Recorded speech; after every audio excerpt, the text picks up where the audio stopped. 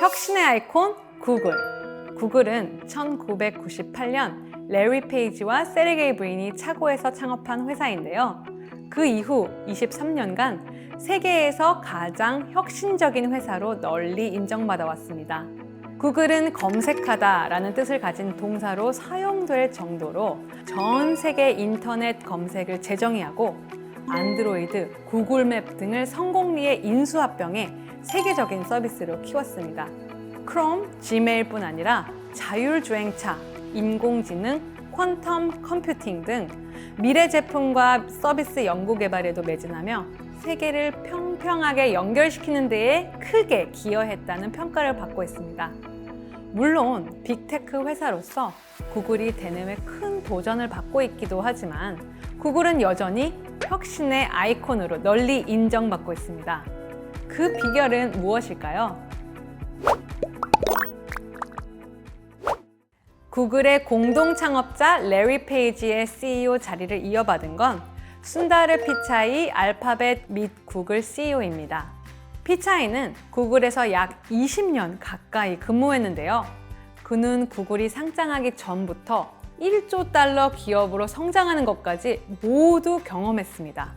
스탠퍼드 경영대학원 세미나에 참석한 피차이는 이렇게 오랫동안 구글에 머물게 된 동기와 구글이 지속적으로 혁신 기업이 될 수 있었던 비결을 전했는데요.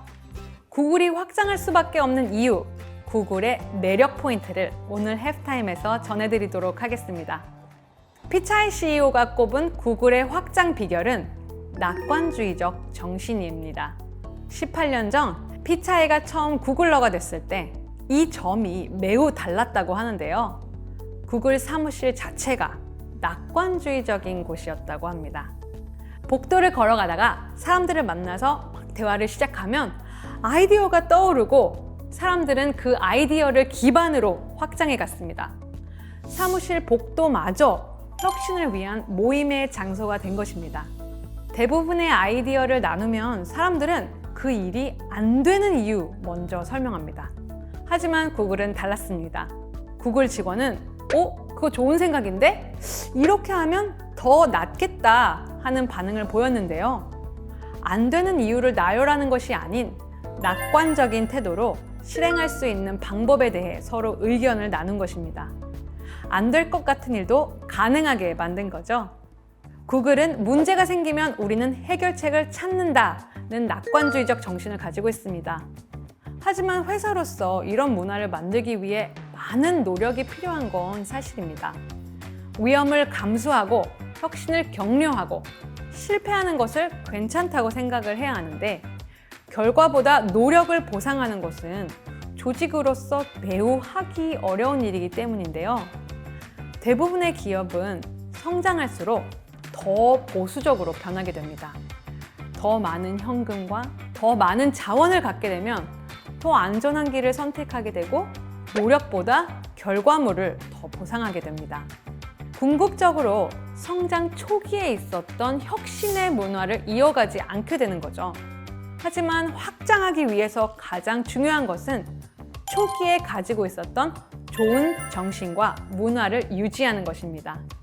회사가 커질수록 더 열심히 해야 한다는 거죠. 피차이는 구글이 창업 이후 계속해서 노력하는 것 중 하나는 이 낙관주의적 정신을 이어가고 기술로 혁신하고 제품을 만드는 문화를 유지하는 것이라고 전했습니다.